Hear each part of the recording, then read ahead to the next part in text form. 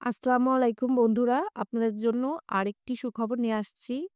মাত্র ৮ম শ্রেণী পাশ করেই পেয়ে যাচ্ছেন ৳৩০,০০০ বেতনের সরকারি চাকরি।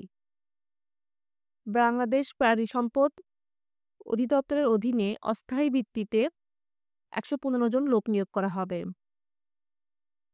শিক্ষাগত যোগ্যতা ৮ম শ্রেণী পাস এবং বয়স ১৮ থেকে ৪৫ বছর এর মধ্যে হতে হবে।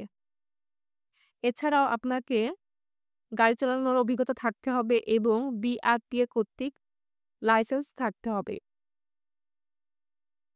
আবেদনের ক্ষেত্রে রাঙ্গামাটি, বান্দরবন এবং খাগড়াছড়ি ব্যতীত সকল জেলার লোক আবেদন করতে পারবেন। চলুন দেখে আসি আবেদনের নিয়মাবলী।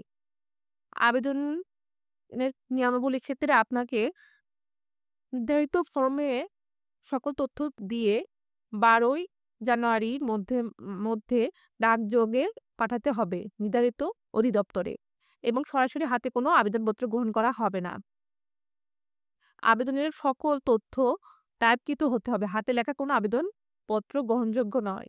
এছাড়াও আপনাদের আবেদনের ক্ষেত্রে সকল শিক্ষাগত যোগ্যতার সনদপত্র ১ম শ্রেণী গেজেটেড কর্মকর্তা কর্তৃক সত্যায়িত হতে হবে। আবেদনকারীর মোট ১০০ নম্বরের পরীক্ষায় অংশগ্রহণ করতে হবে।